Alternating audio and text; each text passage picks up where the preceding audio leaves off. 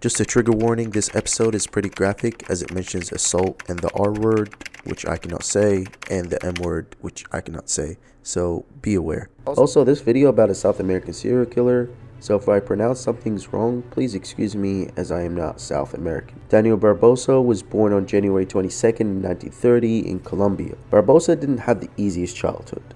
His mother died when he was a little boy, and his father was emotionally distant. His father eventually remarried, and Barbosa's stepmother was abusive and often did things to make him a victim of ridicule in front of his friends.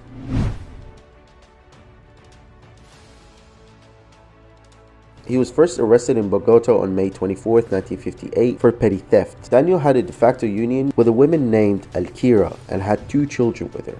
He fell in love with another woman named Esperanza, who was 28 at the time. He planned to marry her, but then found out she was not a virgin. This became a deep root of Daniel's fixation, and he and Esperanza formed an agreement that he would stay with her if she aided him in finding other virgin girls to have sex with. This began a period of their partnership in crime. Esperanza was Daniel's accomplice, luring young girls to an apartment under false pretense and then drugging them with sleeping pills so that Daniel could rape them.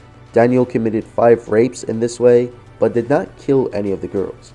The 5th child that they abused in this way reported the crime, and both Daniel and Esperanza was arrested and taken to separate prisons. Barbosa was convicted of sexual assault in Colombia on April 10, 1964.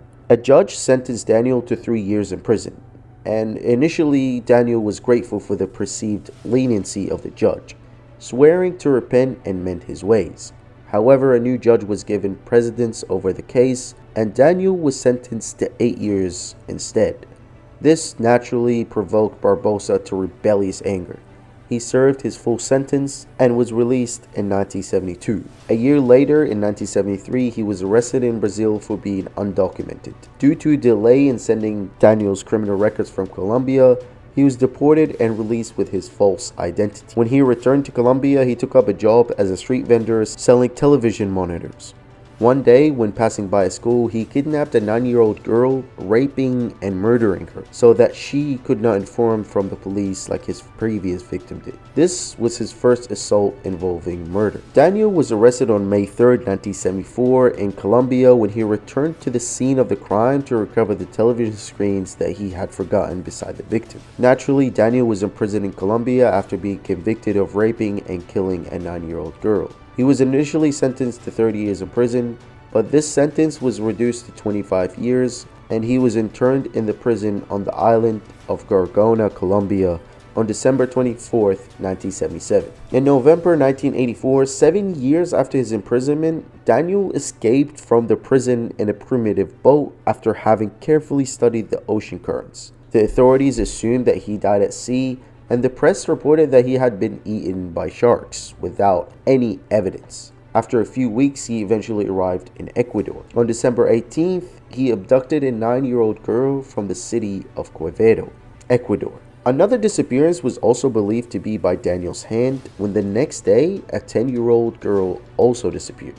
For 2 years, from 1984 to 1986, Daniel committed a series of at least 54 rapes and murders in Ecuador, mainly targeting young girls.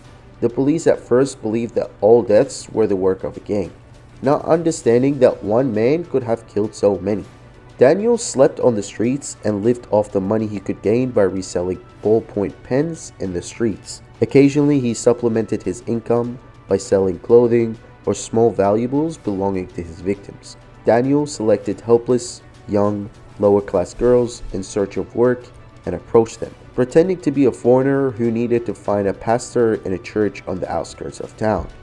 He explained that he had to deliver a large sum of money, which he showed them as proof, and he offered them a reward if they would accompany him to show him the way. He pretended that he was a stranger to the area and hinted at the possibility of the girls getting a job at his factory. No one was suspicious of an older man accompanying a girl or a young woman who could be his granddaughter. Daniel would then enter into the woods, claiming to be looking for a shortcut in order to avoid arousing suspicion in his victims. If the girls grew suspicion and drew back, he did not prevent them from leaving.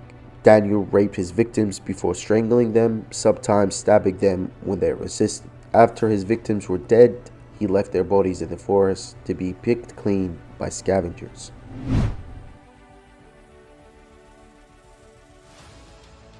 Daniel was arrested by two policemen on 26th of February 1986, only a few minutes after he murdered a 9-year-old girl named Elizabeth.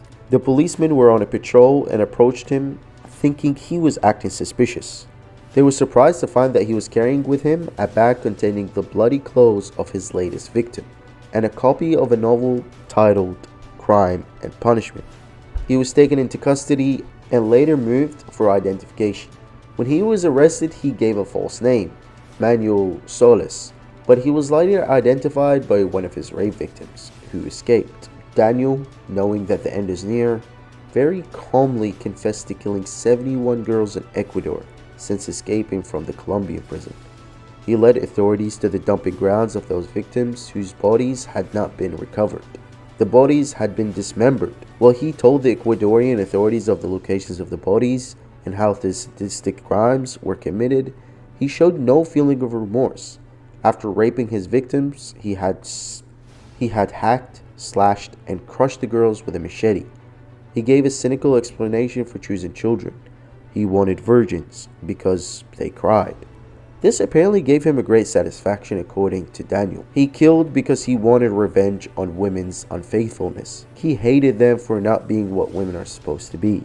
His victims were all virgins, and in June 1986, a journalist for Hoy newspaper managed to arrange an interview with Daniel Barbosa.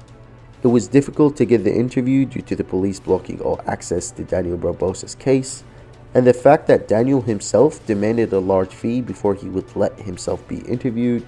The journalist had to lie and pretend to be a part of a group of psychologists that were allowed access to the prisoner, allowing him to ask Daniel questions without arousing his suspicion.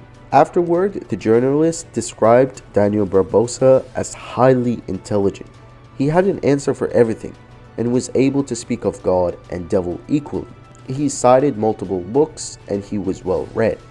Daniel Barbosa was convicted in 1989 and sentenced to 16 years in prison, the maximum sentence available in Ecuador. While serving his sentence, he claimed to have converted to Christianity. In this penitentiary, he was imprisoned with none other than Pedro Lopez, who I made a video on. So if you haven't watched it, please watch the video after this one. It was reported that in November 1994, he was murdered in prison by Luis Narvaez, the cousin of one of his victims. This is probably the first time I'm happy reporting about a serial killer because of the outcome at the end. I was kind of scared of how short his sentence was, but I'm really glad that the cousin got his revenge and put this monster away. I really don't like how they prey on the most vulnerable kind of humans, whether it's kids or homeless people. But so many serial killer victims are that, vulnerable people, because they are cowards and should be put down. Alright guys, this brings us to the end of the video. If you like this video, please give it a thumbs up and a sub to the channel would mean the world to me. Alright, peace.